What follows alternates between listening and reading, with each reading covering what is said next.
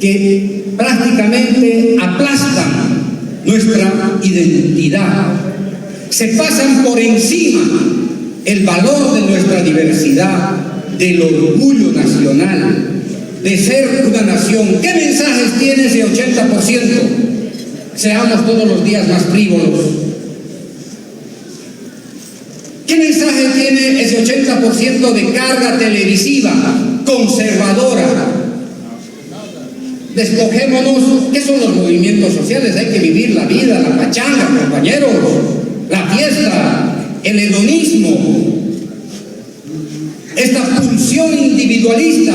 Despójense del pensamiento colectivo, de la solidaridad. No, ahora es el tiempo del individuo, y del individuo como mercancía, del individuo aislado, del individuo en medio del mercado, no del individuo solidario, no de ese individuo, de ese ciudadano que siente pasión, compromiso, mística por su vecino, por su comunidad, por su barrio, por su departamento, por su país. Cuanto menos identidad tenga sobre lo colectivo, mejor. Esto que ocurre en el mundo ocurre aquí, compañeros. No crean que el fenómeno de la frivolización de los sentidos públicos aquí en Bolivia es excepcional. Es lo mismo, ocurre lo mismo en el Perú, ¿no es cierto? Ocurre lo mismo en la Argentina. Es un fenómeno global. El problema es cómo hacemos frente a esta cultura del despojo de la identidad, del yo colectivo, del movimiento social, de la construcción de la historia. Ese es el desafío que tienen ustedes como autoridades, como concejales, como alcaldes, como gobernadores, compañeros, siendo autoridades públicas. Hay que llenar nuestros medios de comunicación. Hay que saturarlos, compañeros y compañeras, de mensajes, de contenido político, ideológico, cultural, para que tengamos el poder de ser nosotros mismos y no el remedo de otras sociedades que nos miran con desprecio desde el norte. Tenemos que ser nosotros mismos, tenemos que mirar nuestra historia. Las mujeres de los pueblos indígenas, de los movimientos populares. No podemos desaprovechar este siglo que es de las mujeres, de los indígenas. Es el siglo que se quiere vaciar de esa potencia política de las mujeres, vendiéndonos discursos frívolos sobre una narrativa del feminismo.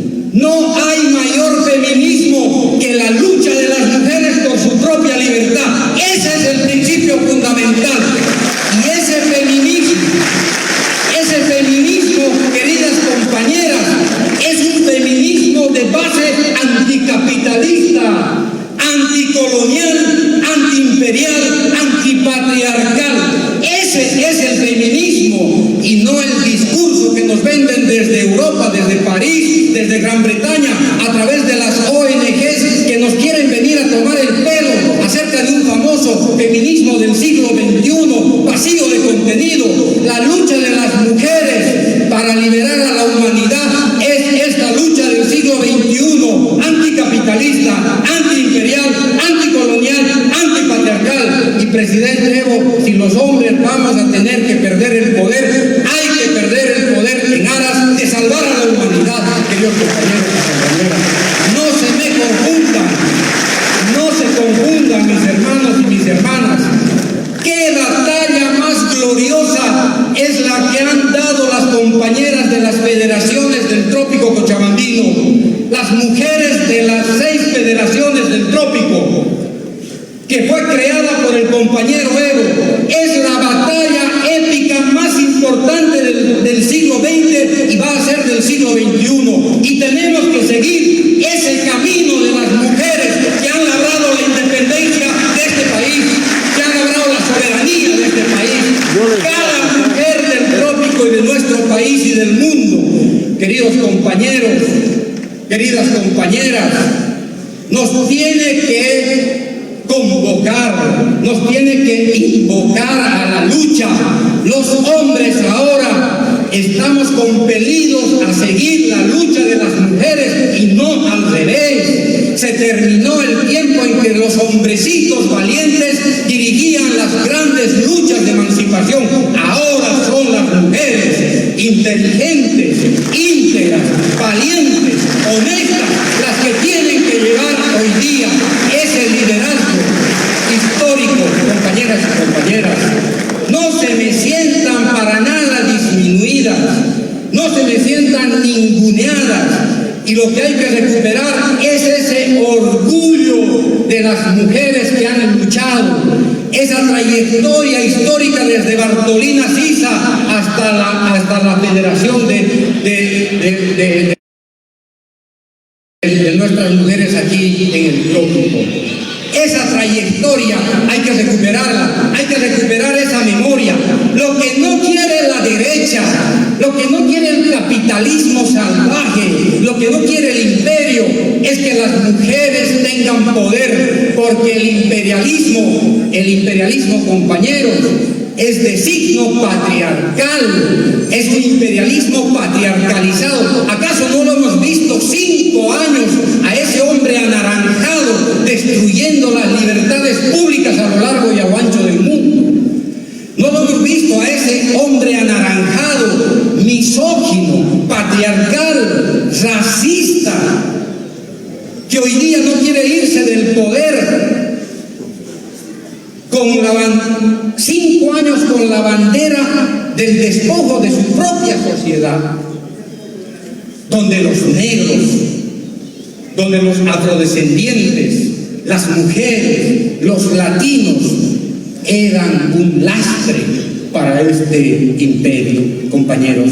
Y nosotros vamos a ser lastre del capitalismo, vamos a ser un lastre del imperio, compañeros.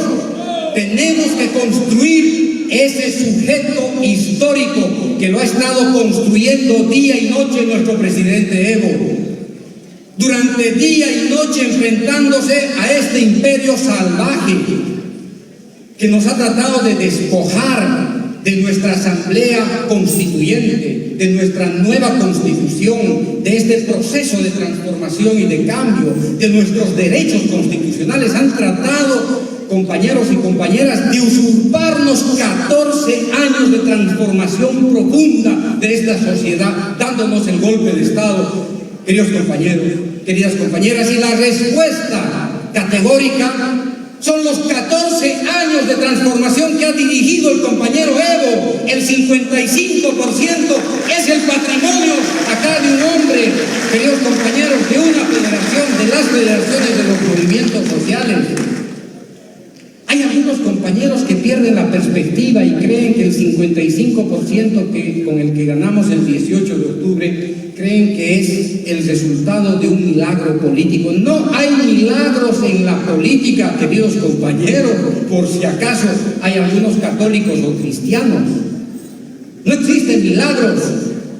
Lo que se construye como un derecho es, como se dice, a sangre y mortaja, a sangre y fuego. Compañeros, nadie cede derechos en este mundo, hay que pelearlos. Y 14 años hemos tenido, el único momento más importante de toda nuestra historia desde la creación de la República. 14 años de victoria, 14 años de proyecto político invicto al mando del compañero Evo. 14 años de victoria popular, de victoria política, de victoria de nuestros derechos, para que todos demos un salto cualitativo. ¿A qué gobierno de derecha de América Latina, compañeros, le va a gustar que nuestro país pase de la fase preindustrial, de la fase premoderna a la fase industrial? ¿A qué país de América Latina de derecha, a qué imperio norteamericano le va a interesar que nuestro país se independice tecnológicamente? Compañeros, compañeras, ¿a qué qué país, a qué imperio le va a interesar que nuestro país se convierta en la plataforma de comunicación bioceánica, conectando el Pacífico con el Atlántico para transformar la economía global a un país tan pequeñito como el de Bolivia? ¿A quién le va a interesar? Le interesa al imperio. Le interesa que este país siga enclavado entre sus montañas, mientras hay un hombre, un dirigente, un líder que lo que quiere es vertebrar la nación para que la justicia llegue hasta el último rincón de este país, para que las telecomunicaciones lleguen al último rincón de este país. ¿A quién le interesa? Solamente a alguien que quiere a su país, solamente a alguien que ama a su país, solamente aquel que tiene conciencia de que la única vía para la independencia de su país es liberar a su patria de los lastres coloniales, la desvertebración, la dependencia tecnológica, su modelo económico primitivo, premoderno. Solamente alguien que ama, solamente alguien que ha luchado, solamente alguien que entiende lo que es de verdad el desmantelamiento colonial, imperial, capitalista, solamente ese sujeto, ese líder es capaz de dar su vida, su tiempo, arriesgar su vida para liderar un pueblo. Y hay algunos compañeras que dicen que hay que jubilar a nuestros dirigentes históricos. Entonces hay que jubilar a la compañera Juanita, hay que jubilar a la compañera Secundina, hay que jubilar a los otros compañeros y a las compañeras que han muerto en el campo de la lucha, que han sido heridos en el campo de la lucha, en las grandes batallas. Entonces hay que jubilarlos a todos, porque no nos sirven, porque son prescindibles. Compañeros, la lucha antiimperial se alimenta de nuestra historia, de nuestros personajes, de nuestros líderes. Pero más que eso, nuestra lucha se alimenta del orgullo que tenemos de esos líderes, a los que no se les quiere poner nombre y apellido. ¿Quiénes se acuerdan, compañero Evo? ¿Quiénes se acuerdan de las compañeras que por primera vez dirigieron la Federación de Compañeras de las Federaciones del Trópico Cochabambino? ¿Alguna de ustedes se acuerdan? ¿De quién? No, estoy hablando de las mujeres. ¿Quién ha sido nuestra primera ejecutiva de nuestras compañeras de las Federaciones del Trópico? ¿Quiénes? ¿Se acuerdan? No se acuerdan, pues, compañeros. Ese es el éxito de la batalla cultural del imperio, el despojo, el vaciamiento de nuestra memoria. Y eso es lo que quieren en nuestro país. Quieren vaciarnos de nuestra identidad, quieren vaciarnos de nuestra memoria, quieren vaciarnos de nuestro orgullo por las batallas pequeñas o grandes que hemos dado, no solamente los 14 años, sino los últimos 30 o 40 años. Ese es el éxito de la batalla cultural, y nosotros tenemos que estar preparados. Y vuelvo al principio de esta charla. Compañeros, los alcaldes, los concejales, las concejalas tienen que pelear en su municipio para que su municipio se convierta en una trinchera para la batalla cultural contra el imperio, contra el capitalismo, contra el colonialismo. Si no hacemos eso, no servimos para nada. Si no convertimos nuestro municipio en la gran trinchera para la gran batalla cultural, para la batalla antiimperial, compañeros, es mejor irnos a nuestra casa. Es mejor dar un paso al costado. Ahí tiene sentido irse a la casa, dar un paso al costado, jubilar incluso a los jóvenes. Porque no tiene sentido no dar batalla contra el enemigo principal. Y con esto termino. Compañeros, si nosotros no somos capaces de identificar al enemigo principal, hemos perdido la batalla. Así de simple. si no somos capaces de identificar al gran enemigo de nuestra sociedad, de nuestro proyecto de sociedad, hemos perdido la batalla. Compañeros, no podemos descuidar, tenemos que tener la inteligencia que nos tiene desde Tupac Katari para saber identificar quién es el enemigo, el adversario político, qué estatura tiene, qué habla, cuál es su discurso, cuál es su narrativa, cómo se mueve para enfrentarlo. Hace 5.000 años, Sun Tzu, el filósofo de la guerra, decía que lo primero que se tiene que hacer es conocer al enemigo si uno quiere ganar la batalla. Y uno puede perder 500 batallas si no conoce al enemigo. Este es un tema de fondo, compañeros. No se confundan, no se peleen entre ustedes, que es lo que más quiere la derecha, el imperio. Ustedes tienen que ser capaces de identificar al gran enemigo.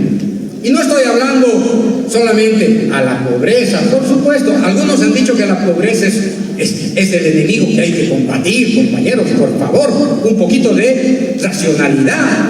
¿Quién produce la pobreza? ¿Quién nos hace colonos? ¿Quién domina nuestros mercados, nuestro país? ¿Quién interviene en nuestra política? Y entonces, ¿cómo es eso? Fíjense el discurso de la derecha. El gran adversario de este país es la pobreza. Y todos, ¿no? Como rebañito, claro, es la pobreza el adversario, ¿sí? Y se olvidaron de preguntar, ¿y de dónde surge la pobreza? ¿Cuál es el origen de la pobreza? ¿Quién genera pobreza? Y entonces, ¿cómo hacemos? ¿Nos peleamos con la sombra o nos peleamos con el hueso? El momento en que perdamos esa perspectiva de identificar al gran enemigo, compañeros, habremos perdido la batalla. No se dejen seducir por el poder. Déjense convencer por el trabajo, por la mística, por la formación política, por la reflexión. El compañero Evo, ni de dormido se descuidaba del adversario político, porque sabía que si se dormía, lo tumbaba. Y hay que decirlo, compañero Evo, como que nos dormimos un poquito. Como que nos dormimos. Y afortunadamente, no estoy diciendo que nos dormimos por cansancio, no. Nos descuidamos porque teníamos al presidente Evo como una maquinaria potente, indomable, enérgica para construir el país. Y nosotros teníamos que acompañar esta maquinaria potente. Nosotros teníamos, como ministros, teníamos que acompañar a este gran líder, a este sujeto, a este arquitecto del Estado, teníamos que acompañar para que no se produzca lo que se produjo. Y vamos a asumir de manera autocrítica. Somos también responsables, compañeros, porque no hemos sabido acompañar la estatura, la dimensión histórica del presidente Evo. Y no hay que tenerle miedo a la autocrítica, queridos compañeros. Si hay alguno que cree que no vamos a hacer autocrítica, ni se les ocurra. No vamos a tener miedo a la autocrítica. Vamos a autocriticarnos con respeto, con rigor. No hemos honrado la dimensión histórica, política, cultural de la batalla, de la guerra que el presidente Evo se puso en los hombros para luchar contra el imperio. No la hemos honrado, compañeros. Y hay muchos que no la hemos honrado. Y no nos hagamos al quite, no le hagamos la, como se dice, la cachaña, la finta. Hay algunos que con gran entusiasmo no solamente no han honrado, sino que han deshonrado la lucha de los movimientos sociales durante 30 o 40 años, porque han caído rendidos a los pies de la dictadura en menos de que cante un gallo. Y también tenemos que ser capaces de autocriticarnos de eso, compañeros. No le tengamos miedo a eso. Pero eso no nos va a ocupar nuestro debate central. Y nuestro debate central es cómo seguir construyendo este gran proceso de cambio, cómo seguir fortaleciendo al Estado plurinacional bajo el liderazgo de nuestro presidente del instrumento político. Porque no se va a hacer de otra manera, queridos compañeros. No se va a hacer de otra manera que no sea potenciando el instrumento político por la soberanía de los pueblos. Hoy, bajo el liderazgo de nuestro compañero Evo. Hoy día, el líder más importante de América Latina, que no está en función de poder, es el compañero Evo. Y lo que tenemos que hacer es impulsarlo para que ese liderazgo pueda insertar a Bolivia nuevamente en el circuito de las disputas hegemónicas globales. Pero no solamente es el líder, el presidente el líder, no solamente es el Evo el líder de este instrumento, es el más. Este es el movimiento político mejor organizado de América Latina después de Cuba y seguramente después de Venezuela, compañeros. Ese es un patrimonio que no tenemos que despreciar, lo tenemos que potenciar. Entonces, para finalizar, queridos compañeros, compañeras, la derecha se está debilitando. En Bolivia la derecha en realidad es un cadáver insepulto.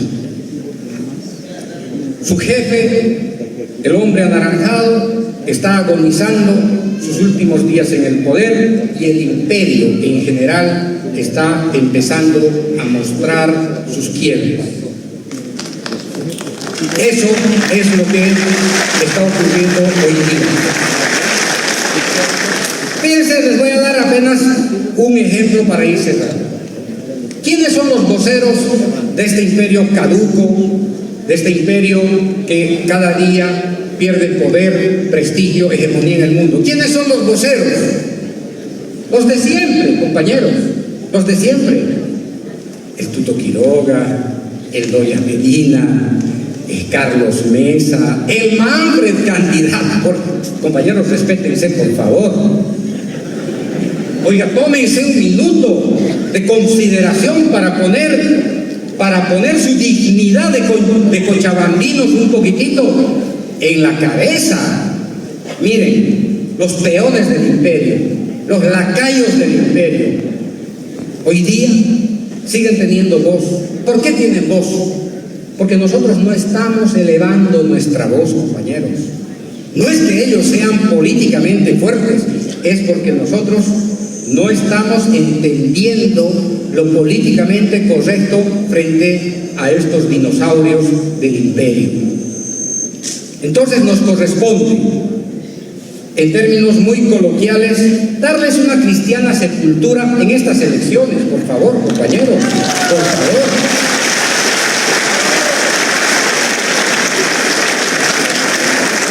Si hay algo cristiano que tenemos que hacer, es eso. Si hay algo cristiano que tenemos que hacer, es eso. Que tienen derechos constitucionales a seguir disputando el espacio. Por supuesto que tienen derechos, pero ¿dónde se ejercen más sus derechos? ¿Aquí o en Washington? En Washington, compañeros, y los invitamos respetuosamente a que vayan y sean candidatos de algún condado, pues, de Washington, ¿no es cierto? Y no queriendo venir aquí a ser alcaldes de una supuesta colonia. Yo, obviamente, como aiquileño, como cochabambino, me siento ofendido porque estos dinosaurios sigan operando con toda libertad acá. Pero, por supuesto, mi tarea es tratar de evitar que el Parque Jurásico todavía sobreviva. Hay que ver de qué manera podemos congelar el Parque Jurásico. Y finalmente, queridos compañeros, queridas compañeras, creo que, en definitiva,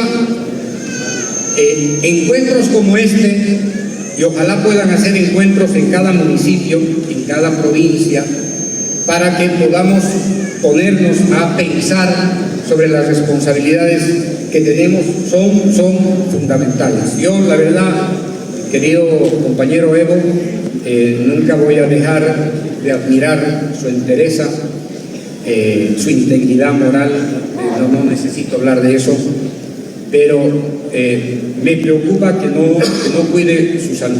Lo necesitamos, y lo necesitamos para muchos años, lo necesitamos por mucho tiempo, y necesitamos que conserve su salud, que conserve la vitalidad de sus ideas, la precisión de su reflexión. Necesitamos seguir protegiendo al compañero Evo, para que siga guiando nuestro proceso de transformación, que es un proceso de emancipación.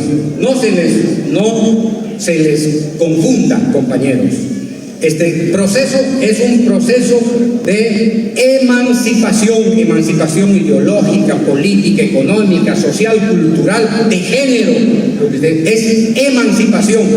Y nadie regala un tantito de emancipación porque uno sea simpático, porque uno sea amable, o porque uno sea mujer, o por lo que sea. Un tantito de la emancipación, sabe el compañero Evo, que solamente se logra en la batalla diaria. ¿Cómo lo hace él?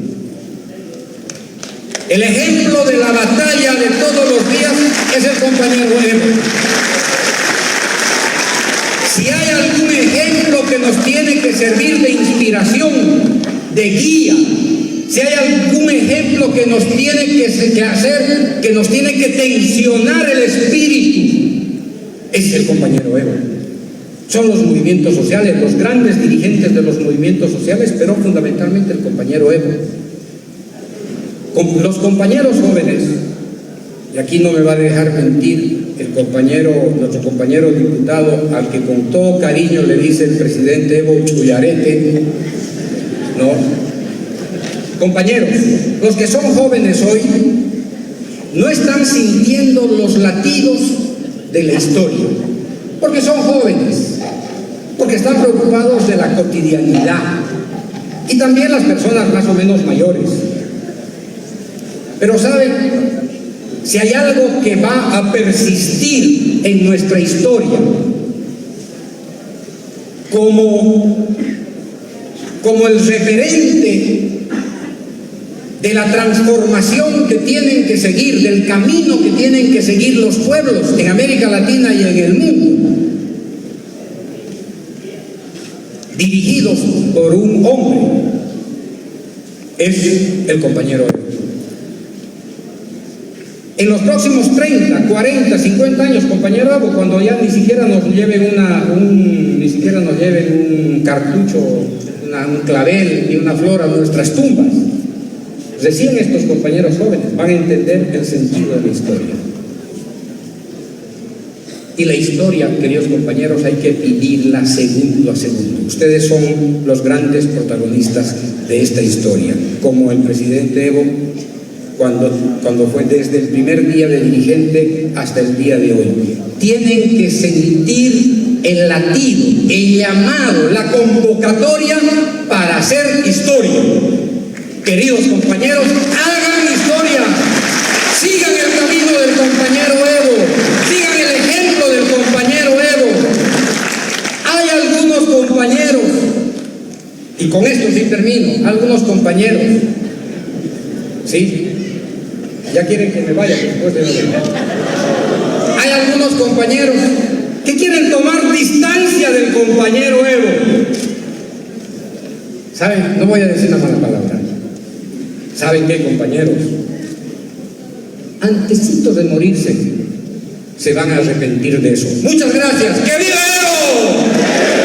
¡Que vivan las 6 federaciones! ¡Que viva Cochabamba! Directamente. ¡Que vivan los movimientos sociales! ¡Que viva Bolivia! ¡Patria o muerte! Ya no voy a decir, compañeros, sobre Guayucho y Yanqui, porque ya los compañeros...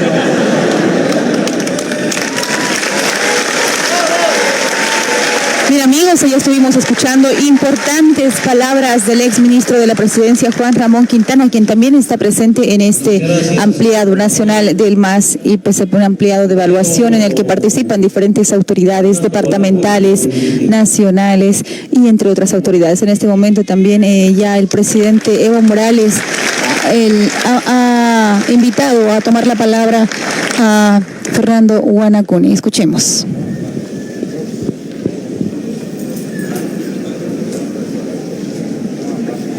Hermano presidente Evo Morales Ayman, hermano Andrónico,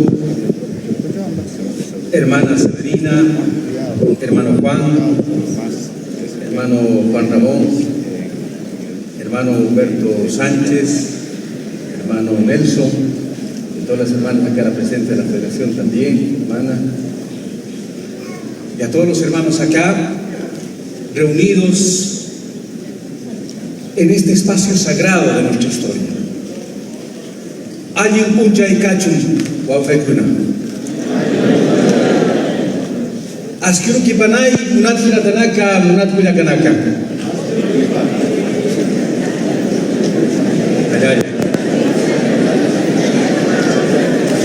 Quiero empezar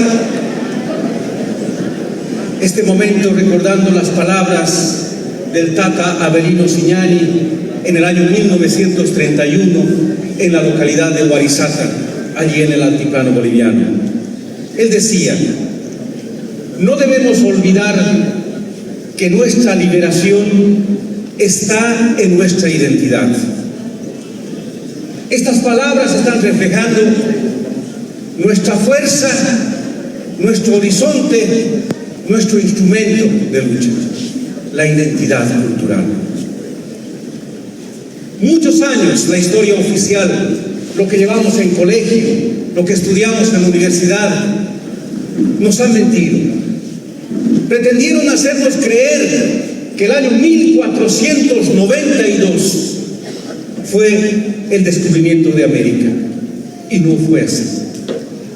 El 12 de octubre de 1492 empezó la invasión a la Via Llana, hoy llamado América. El año 1492 empezó el genocidio y empezó el etnocidio.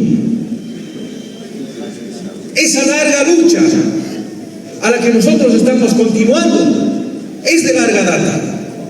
Viene de esas épocas, desde 1492.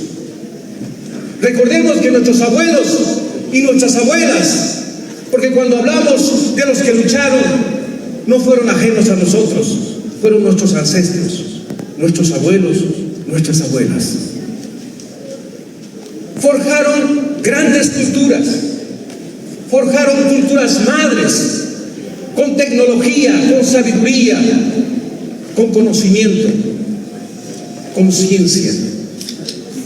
Generaron la cultura tiwanaku, que abarcó desde costa del Atlántico hasta el Pacífico, con una gran influencia hasta el centro de Norteamérica. Y posteriormente el Tahuantinsuyo, que fue un proceso también histórico, cultural, muy importante en esta región. Somos herederos de esa cultura. Y la colonia lo que trajo fue la superposición cultural, pretender borrar nuestra memoria, pretender borrar nuestra identidad, sacar nuestro ajayo, como decimos nosotros en Aymara, el espíritu. Porque la colonia vino con dos símbolos, con dos instrumentos: la cruz y la espada. La cruz y la espada, no se olviden, hermanos. La cruz es el proceso de superposición cultural espiritual a través del proceso de evangelización. Y la espada es el uso de la fuerza, la imposición, de pretender de que nuestra sabiduría nos sirve, de que nuestros conocimientos nos sirven. Y pretendieron borrar nuestros lugares sagrados y pretendieron borrar nuestra identidad cultural. La cruz y la espada. Cuando hablamos de los conquistadores, no solamente estamos hablando de la corona española, aquí también hay que tener la claridad histórica. También estamos hablando de la iglesia. La iglesia apoyó el proceso de la colonia. La iglesia avaló la fuerza del uso del genocidio. Recordemos a través de las balas, de las bulas papales, que en esos momentos eran como decretos pontificios, se repartieron nuestras tierras, se repartieron. Recordemos el Tratado de Tordesillas, de la cual en el año 1494 se dividieron, uno para el reino de Portugal y otro para el reino de España, nuestras tierras. Ante todo este suceso histórico, nuestros abuelos se organizaron, no se rindieron nunca, por eso su memoria está acá.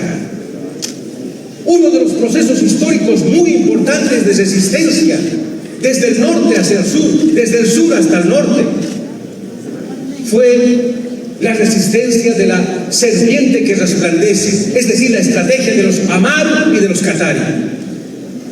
Y cuando estamos hablando de esta resistencia memorable del año 1781, estamos hablando de nuestros abuelos, Tupac Katari, Bartolina Sisa, Tupac Amaru, Micaela Bastidas, Damaso Katari, Curuza Yarwi, Gregoria Paz, Andrés Tupac Amaru.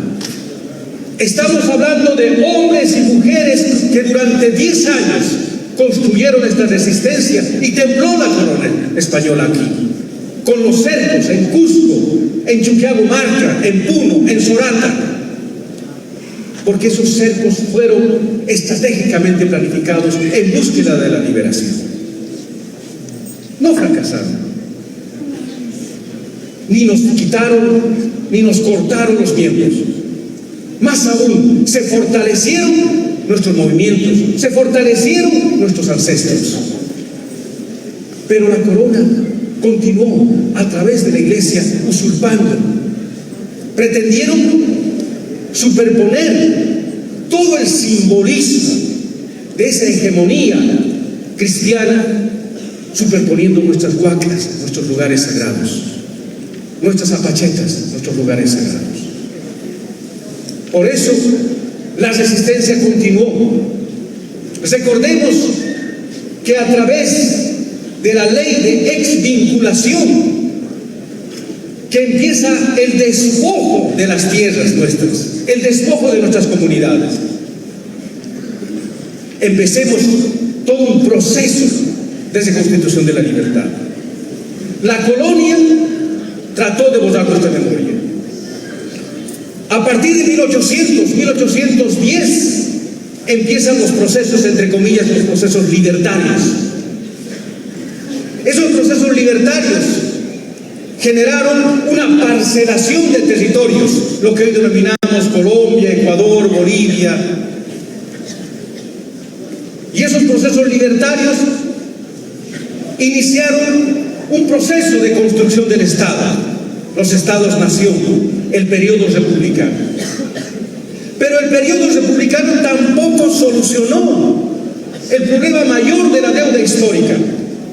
Más aún, sometió al pueblo indígena. Para el periodo republicano, para el Estado-nación, el indio era un problema. Continuó el racismo generado en la colonia. En la colonia decían razas superiores, razas inferiores. En la colonia decían que los indígenas eran salvajes, que eran bestias humanas. La República continuó con ese principio. Por lo tanto, para el pueblo, para la grande mayoría, pueblos indígenas originarios, el Estado-nación no resolvió los problemas más importantes de la deuda histórica. Por lo tanto, la lucha de nuestros abuelos y abuelas continuaron.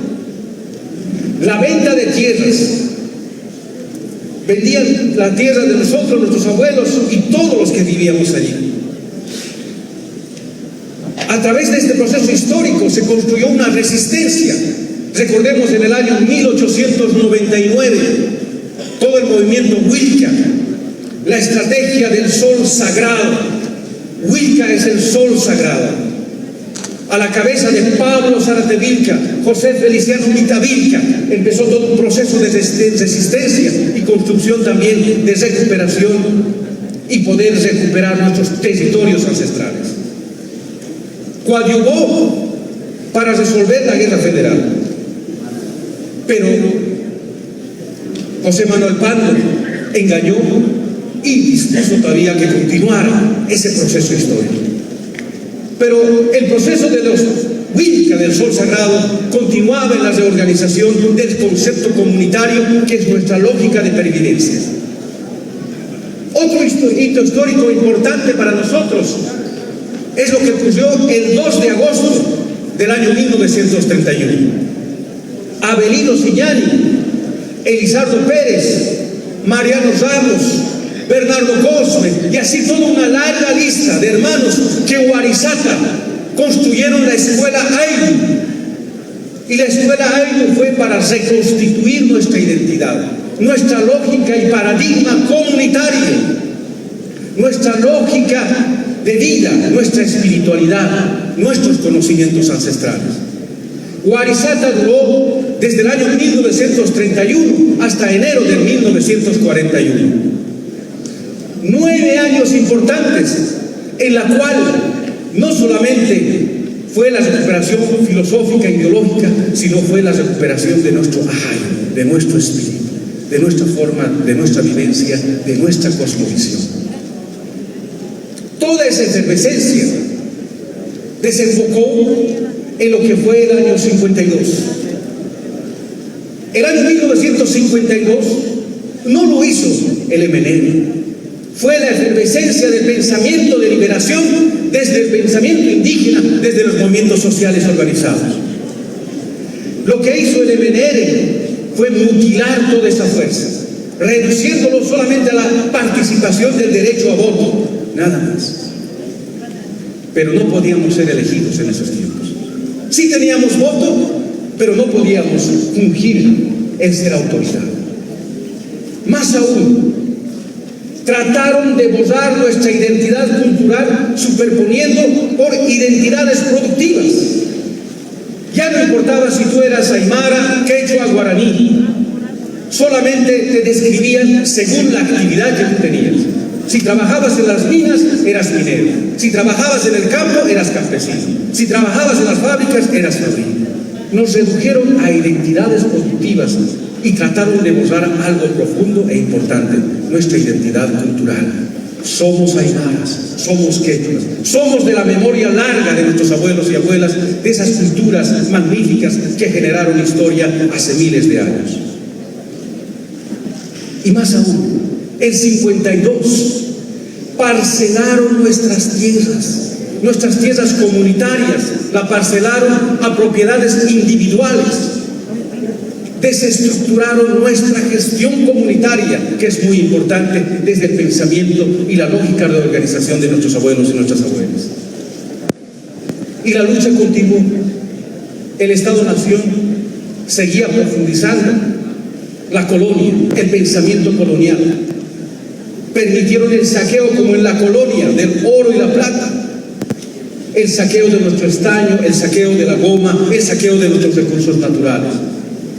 Porque la estructura del Estado-Nación es una estructura que no permite la expresión de nuestro espíritu comunitario. Más aún, el Estado-Nación republicano es un Estado entreguista a los poderes imperialistas. Siguió la historia. Los años 70, 80, 90 llevaron a una crisis en la cual, a través de los golpes militares, se parcelaron el término de poder, pero jamás tocaron la deuda histórica milenaria de los pueblos indígenas originarios. El pensamiento colonial estaba arraigado en los colegios, estaba arraigado en las universidades. Nunca trataron, ni siquiera estaba en su perspectiva, resolver este hecho importante para todos nosotros. Llega un 18 de diciembre del año 2005, en la cual, a través de un proceso democrático, por primera vez, el indio elige al indio.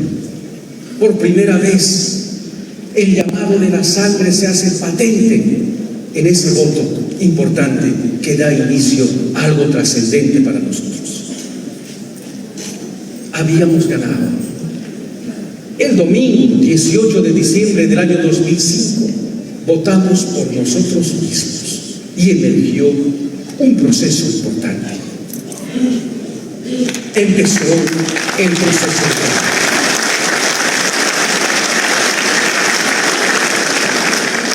Alguna vez, al tratar de explicar el proceso de cambio en otras conferencias internacionales, definitivamente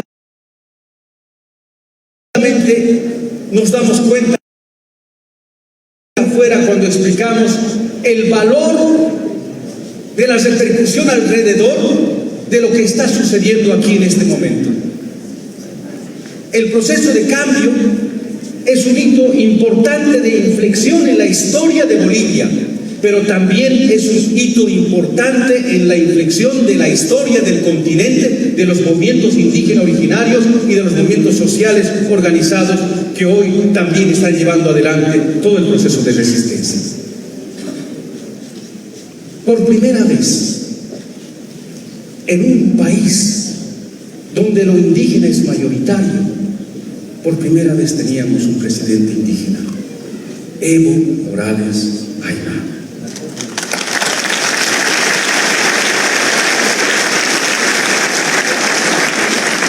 Recuerdo perfectamente ese día.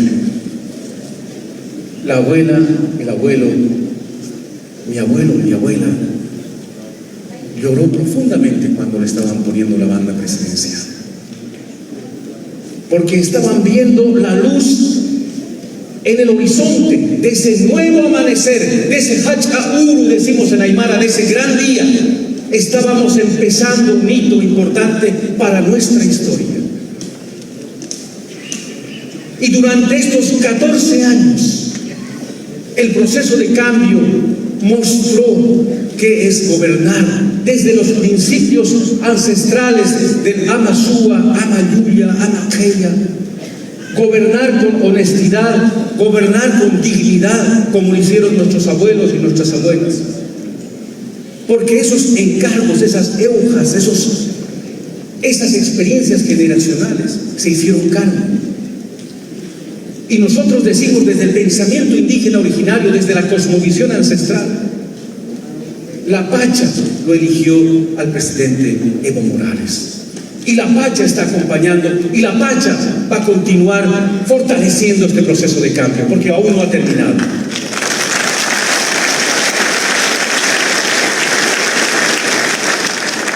¿Cuál es nuestra fuerza? ¿De dónde emerge nuestra fuerza? Nuestra fuerza no está solamente en el periodo republicano del Estado-Nación. Nuestra fuerza es milenaria, hermanos. Nosotros venimos hace miles de años. Y no solamente de la peregrinancia humana, no, sino de haber construido a través de nuestra ciencia, de nuestra tecnología, de nuestra cosmovisión, de nuestra sabiduría, culturas que hoy tienen respuesta a las vicisitudes del mundo. La humanidad está en crisis. El capitalismo ha llevado al abismo a la humanidad. Ellos pretenden, a través de los foros internacionales, decir que cuidan la vida. Es mentira. Es mentira.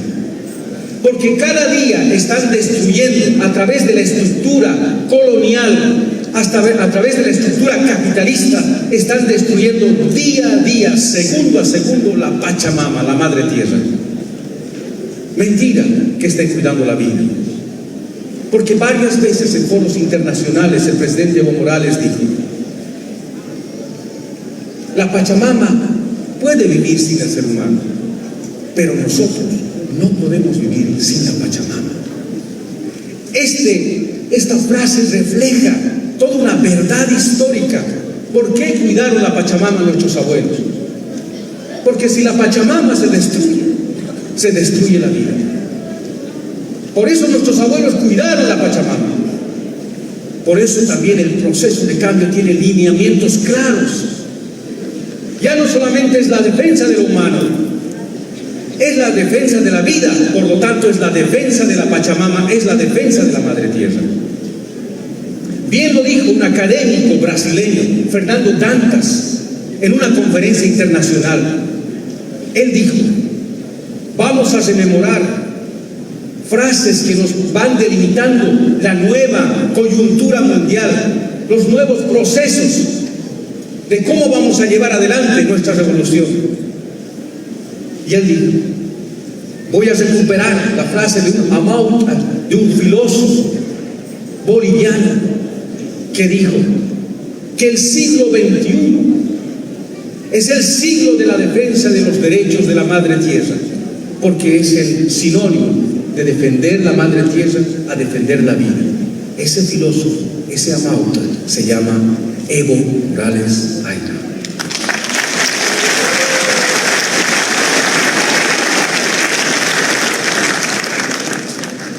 El proceso de cambio, la revolución cultural. Aquí la palabra cultural define la fuerza en nuestro horizonte, la identidad cultural.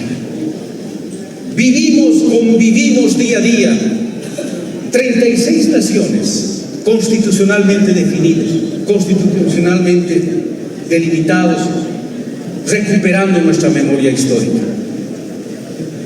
Han pasado estos 14 años en un fortalecimiento importante. Hay un dato revelador que es importante recordar y no nos debemos olvidar.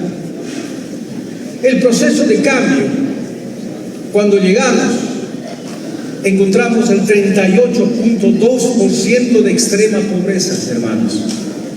¿Y qué significa extrema pobreza? Significa sin casa, sin comida, sin medicina, en la calle. ¿Y quiénes eran el 38%, hermanos? Así como en Bolivia, así como en Latinoamérica, la pobreza, la extrema pobreza tiene rostro indígena, rostro moreno, aymara, quechua, guaraní. Nosotros sabemos eso. Nosotros estábamos en ese porcentaje. Después de los 14 años se redujo al 15.2%. Por lo tanto, se empezó a recuperar de esa deuda histórica importante que el proceso de cambio equilibró. Sacó a muchos hermanos, hermanas, después de esa superposición cultural, colonial, económica, educativa, sacar y fortalecer, reconstituir algo muy importante, esa fuerza interna, ese ajayo que hoy día nos muestra ahora nuestra fuerza milenaria y nuestras raíces profundas, y nos muestra hacia dónde tenemos que caminar.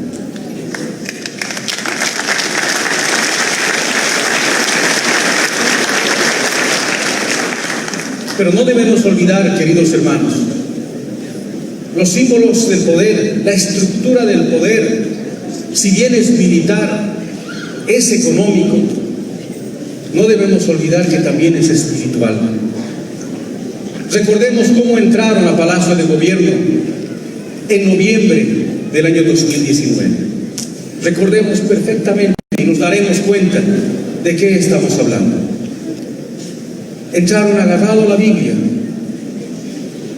y dijeron: Dios se está volviendo al palacio y la Pachamama nunca más va a volver al palacio. Eso dijeron. Volvieron a mostrar esos símbolos de poder, como en la colonia, que empezó el 12 de octubre de 1492, el símbolo de la cruz y la espada. Porque el gobierno de facto de Yanine Áñez entró con la Biblia, apoyado por las Fuerzas Armadas, la cruz y la espada, y borraron nuestros símbolos, y nuestras abuelas. ¿Y cuál es la opinión de ellos? Consideran a los indios, a los indígenas, bestias salvajes, hordas salvajes, bestias salvajes. como denominaron en la colonia. En la colonia tenían este mismo pensamiento, tenían esta misma opinión.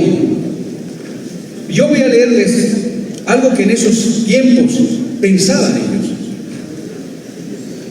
Juan Ginés de Sepúlveda, que trató de explicar después de la queja de Bartolomé de las Casas, de todo lo que estaban haciendo con los hermanos indígenas en la colonia de nuestros ancestros, él decía lo siguiente en esos tiempos: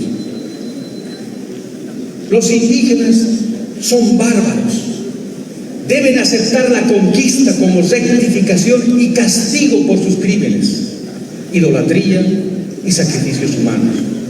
Así como los españoles están obligados por derecho natural y divino a impedir estos daños y a defender a los inocentes, así como a facilitar la evangelización cristiana para elevar al dominado a la altura de la civilización del conquistado. Así pensaban en esos tiempos. Pensaban que la conquista era para un castigo divino y que nosotros deberíamos pagar nuestra idolatría. Así ellos decían.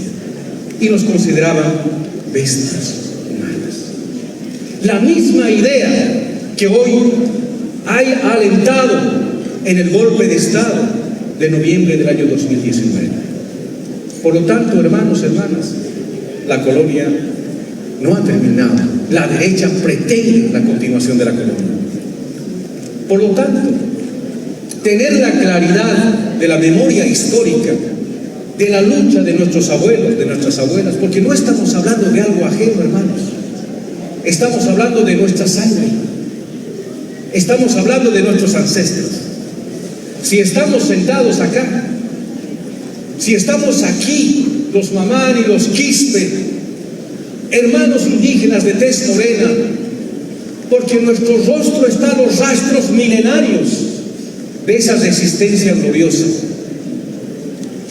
La colonia, la república, el neocolonialismo, el imperialismo, el capitalismo, tratan de borrar toda nuestra memoria histórica. Más aún, tratan de sacarnos el espíritu. Pero aquí estamos, aquí como nuestros abuelos, seguramente así también se sentaron y se organizaron. Ahora nos toca a nosotros. El ejemplo lo dio nuestro hermano Evo Morales.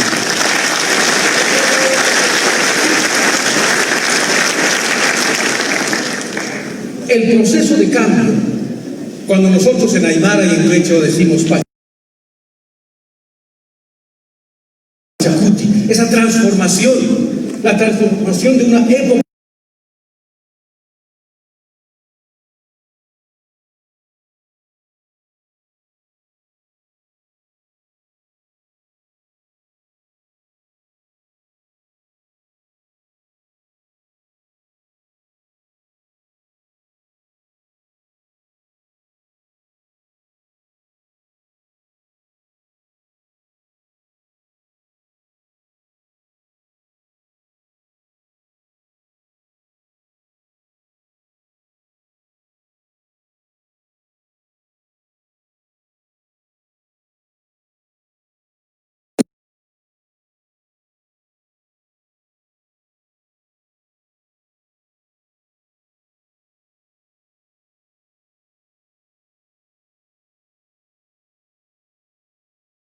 otra época. No solamente ha sido un hito histórico, muchos años cuando se hablaba de revolución, se hablaba del proceso cubano, constituye un liderazgo nacional e internacional, porque ha dado un giro, porque ha dado parámetros importantes en esta lucha, en esta nueva época. Antes nadie hablaba de los derechos de la madre tierra. Antes nadie hablaba del vivir bien del Sumacamaña. Antes nadie se atrevió a transformar la estructura colonial, el Estado-Nación, cuestionar la República. Solamente eran reformas que nos hacían creer que eso era el cambio.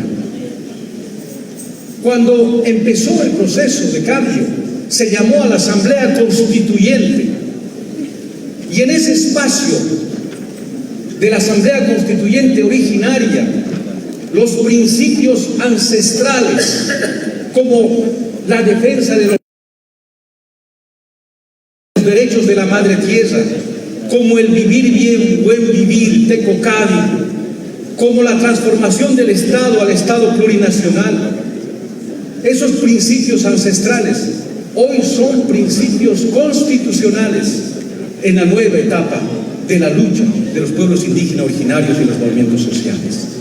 Eso estamos llevando adelante, eso no debemos olvidar, donde la identidad cultural es la base fundamental, el eje articulador de recuperación, de ser puente entre nuestras raíces milenarias y el futuro que viene. Por lo tanto, esos lineamientos hoy día son los nuevos ordenadores ante las vicisitudes del capitalismo.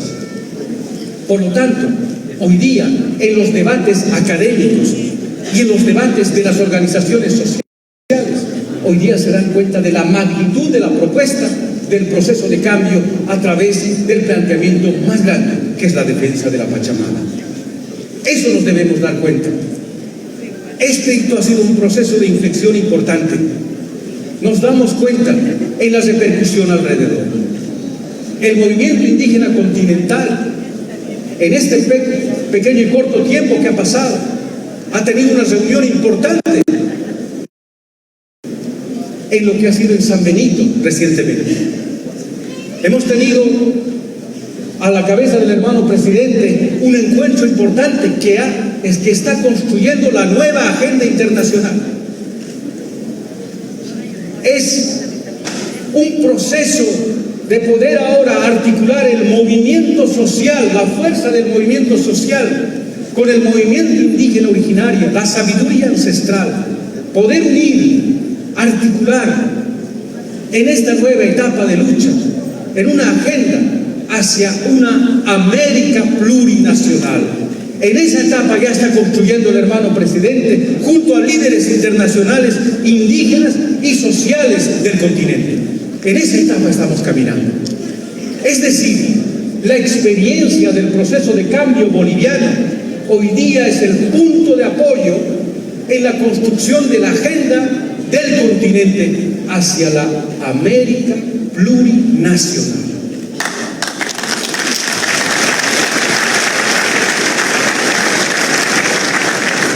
Guatemala está planteando el Estado plurinacional de Guatemala.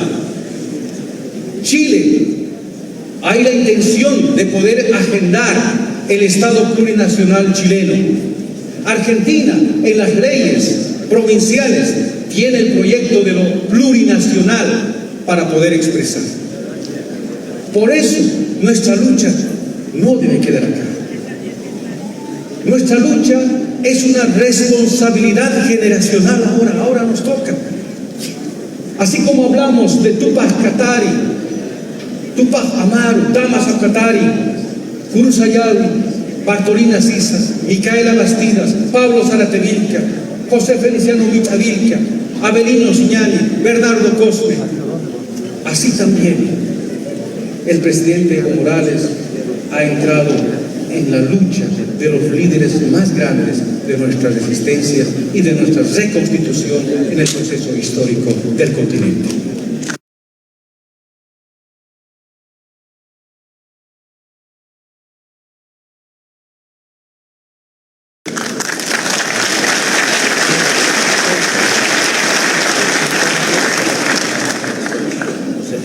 Voy a leer este párrafo que un poco también tiene que describir de dónde y cómo vamos a generar también nuestra resistencia.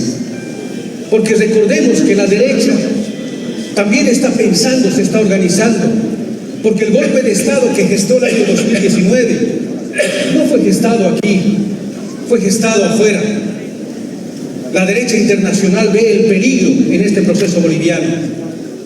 Por eso el golpe de Estado fue el golpe de Estado al indio, el golpe de Estado al proceso económico de reconstitución del proceso boliviano y el golpe a nuestros recursos naturales. Ese golpe fue gestado afuera. Y en eso tenemos que darnos cuenta que quienes gestaron entraron con esos símbolos que mencioné, pero ellos están organizando a través de crear la Unión Iberoamericana de Parlamentarios Cristianos en la Organización de Estados Americanos.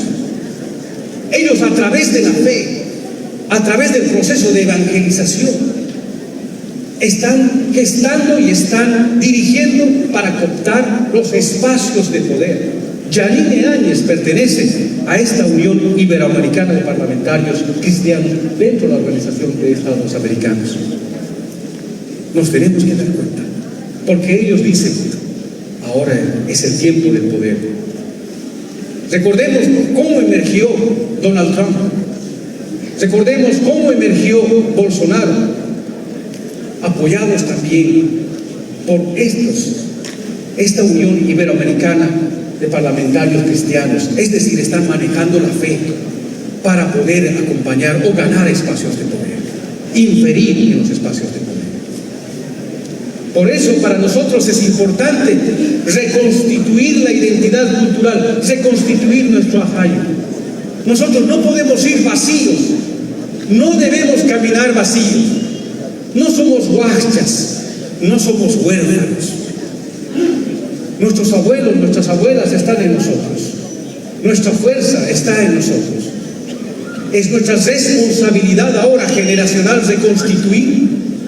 Ese es nuestro ajayo, esa es nuestra identidad cultural.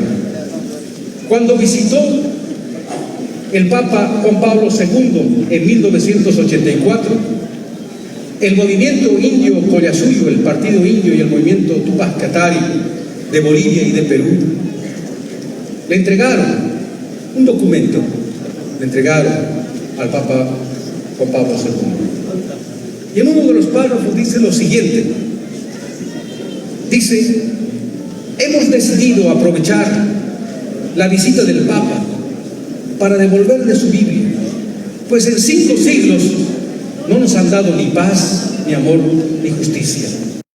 Por favor, llévese su Biblia y désela a nuestros opresores, cuyos corazones y cerebros necesitan más de sus preceptos morales. Recibimos la Biblia, que fue el arma ideológica del asalto colonialista, la espada española que de día atacaba y mataba cuerpos niños, de noche se volvía cruz que atacaba el alma india. Nuestro proceso de lucha no ha terminado, hermanos, pero ahora, así como nuestros ancestros, nuestros abuelos cumplieron su responsabilidad generacional, respondieron, continúa y va a continuar. Ya no solamente liderando el proceso boliviano, va a continuar liderando los procesos revolucionarios del continente y del mundo. Jayaya, proceso de cambio.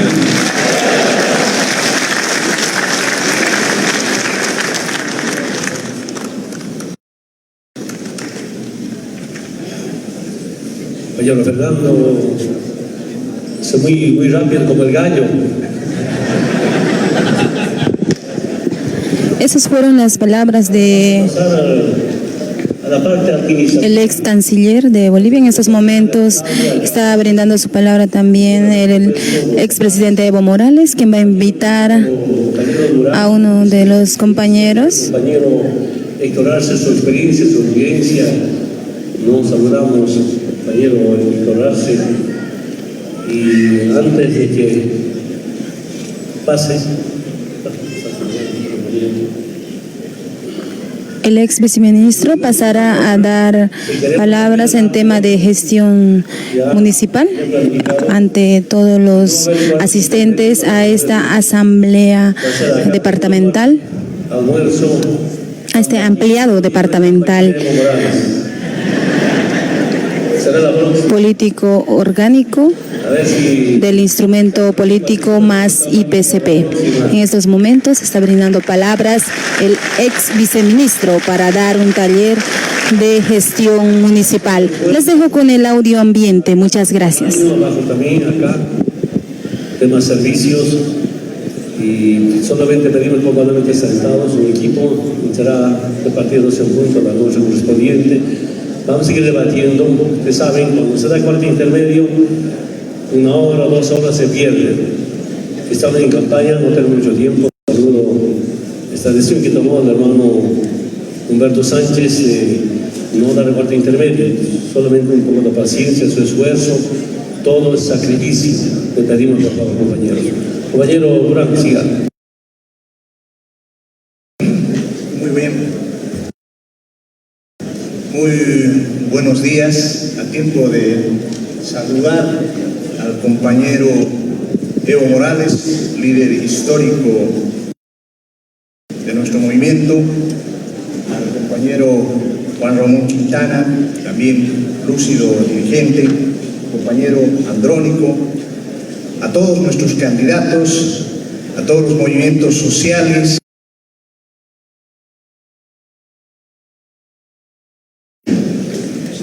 Yo inicialmente quisiera decirles de que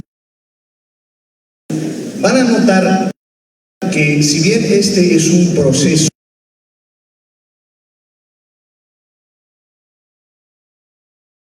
fundamentalmente técnico, es un proceso fundamentalmente legal, no es un proceso... Amigos,